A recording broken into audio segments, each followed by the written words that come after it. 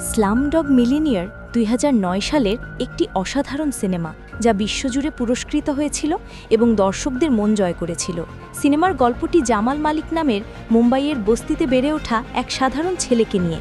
তার জীবন সংগ্রাম, ভালোবাসা এবং ভাগ্যকে কেন্দ্র করে এই সিনেমার কাহিনী তৈরি হয়েছে। গল্পের শুরু হয় একটি পুলিশি জিজ্ঞাসাবাদের দৃশ্য দিয়ে। ১৮ বছর বয়সী জামাল মালিক, যে একটি কল সেন্টারে চা দেওয়ার কাজ করে, সে ভারতের সবচেয়ে জনপ্রিয় কুইজ শো কন বানেগা ক্রোরপতিতে অংশ নিয়েছিল। অবাক করা বিষয় হল, কোনো প্রাতিষ্ঠানিক শিক্ষা না থাকা সত্ত্বেও জামাল একের পর এক কঠিন প্রশ্নের সঠিক উত্তর দিয়ে ১ কোটি টাকা জিতে নিয়েছে এবং এখন সে ফাইনাল রাউন্ডে ২ কোটি টাকার প্রশ্নের মুখোমুখি। কিন্তু বস্তিতে বড় হওয়া একজন সাধারণ চাওয়ালা কিভাবে এত জ্ঞানী হতে পারে? শোয়ের আয়োজক এবং পুলিশ বিশ্বাস করতে পারছিল না যে জামাল কোনো প্রতারণা ছাড়াই এত দূর এসেছে। তাদের সন্দেহ হয় জামাল নিশ্চয়ই কোনো অসৎ উপায় অবলম্বন করেছে। তাই ফাইনাল পর্বের আগে তাকে জিজ্ঞাসাবাদের জন্য পুলিশের হাতে তুলে দেওয়া হয়। পুলিশ তাকে প্রচণ্ড নির্যাতন করে সত্যিটা বের করার চেষ্টা করে। তারা জানতে চায় সে কিভাবে উত্তরগুলো জেনেছে। জামাল বারবার বলতে থাকে যে প্রতিটি প্রশ্নের উত্তর তার জীবনের কোনো না কোনো ঘটনার সাথে জড়িত। সে কোনো প্রতারণা করেনি, যা হয়েছে তা কেবলই ভাগ্য। পুলিশ তার কথা বিশ্বাস না করে তাকে কুইজ শোয়ে রেকর্ড করা পর্বগুলো দেখাতে শুরু করে এবং প্রতিটি প্রশ্নের পেছনের গল্প জানতে চায়। এখান থেকেই সিনেমার মূল কাহিনী ফ্ল্যাশব্যাকে দেখানো হয়। এই প্রশ্নের উত্তর জানতে আমাদের ফিরে যেতে হয় জামালের ছোটবেলায়। জামাল ও সলিম মুম্বাইয়ের এক নোংরা বস্তিতে থাকত। তাদের জীবন ছিল খুবই কঠিন। জামালের ভাই সালিম ছিল ছোটবেলা থেকেই ধূর্ত এবং স্বার্থপর। একদিন জামাল জানতে পারে যে তার প্রিয় নায়ক অমিতাভ বচ্চন তাদের বস্তিতে শুটিং করতে এসেছেন। অটোগ্রাফ নেওয়ার জন্য সে এতটাই পাগল ছিল যে সে ময়লা ভর্তি একটি টয়লেটের ভেতর ঝাঁপ দিয়ে ভিড় ঠেলে অমিতাভের কাছে পৌঁছে এবং তার অটোগ্রাফ নিতে সক্ষম হয়। যেহেতু জাঞ্জির অমিতাভ বচ্চনেরই একটি বিখ্যাত সিনেমা ছিল, তাই জামাল সহজেই এই প্রশ্নের উত্তরটি দিয়ে দেয় এবং ১,০০০ টাকা জিতে নেয়। এই সহজ প্রশ্নের উত্তরটি জামাল জানত না, যা সবাইকে অবাক করে দেয়।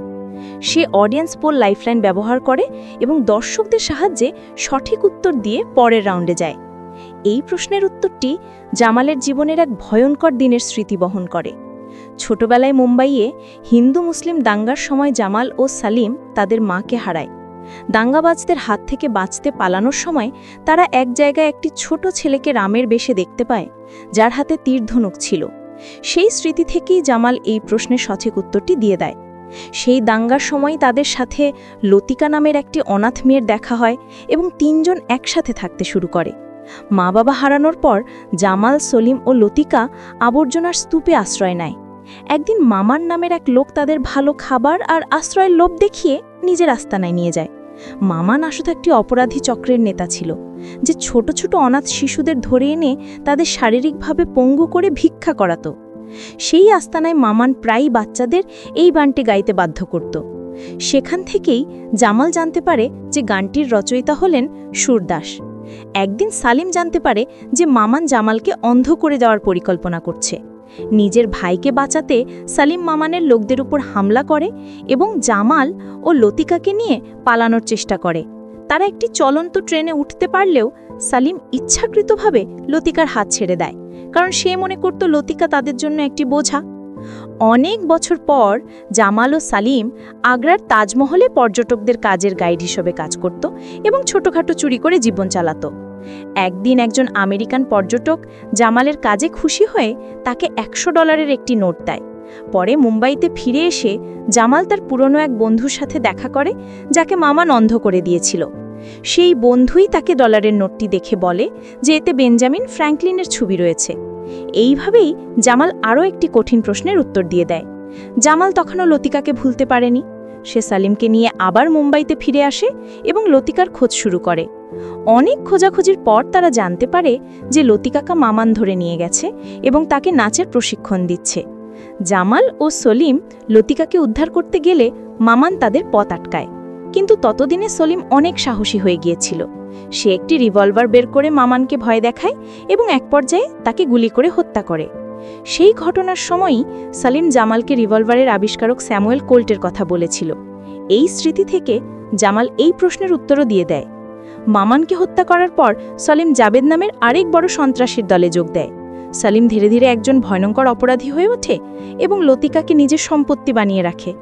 জামাল তার ভাইয়ের এই পরিবর্তন মেনে নিতে না পেরে সেখান থেকে চলে যায় এবং একা জীবন কাটাতে শুরু করে।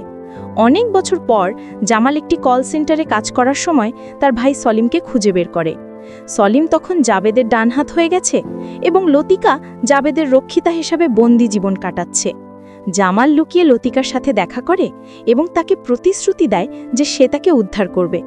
লতিকাকে একটি বার্তা দেওয়ার জন্যই জামাল কোন বানিগা ক্রোড়পতি শোতে অংশ নেওয়ার সিদ্ধান্ত নেয়, কারণ সে জানত লতিকা এই শো দেখতে খুব ভালোবাসে। জামালের সমস্ত গল্প শোনার পর পুলিশ ইন্সপেক্টরের বিশ্বাস হয় যে সে নির্দোষ। তাকে ফাইনাল রাউন্ডে অংশ নেওয়ার জন্য ছেড়ে দেওয়া হয়। ততক্ষণে জামাল সারা ভারতে বিখ্যাত হয়ে গেছে।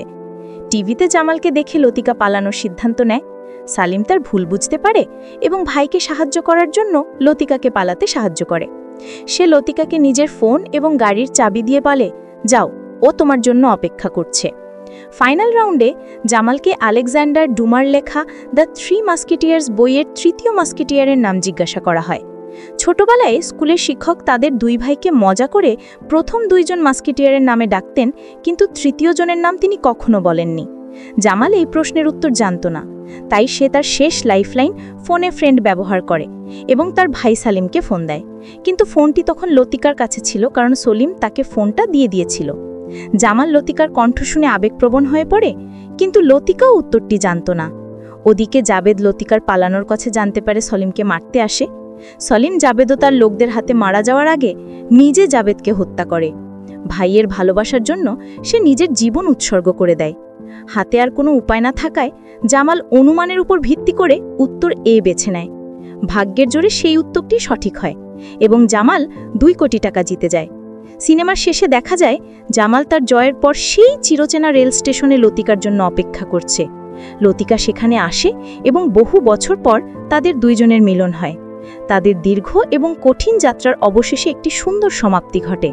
সিনেমাটি এই বার্তা দেয় যে নিয়তিতে যা লেখা থাকে তাই হয়।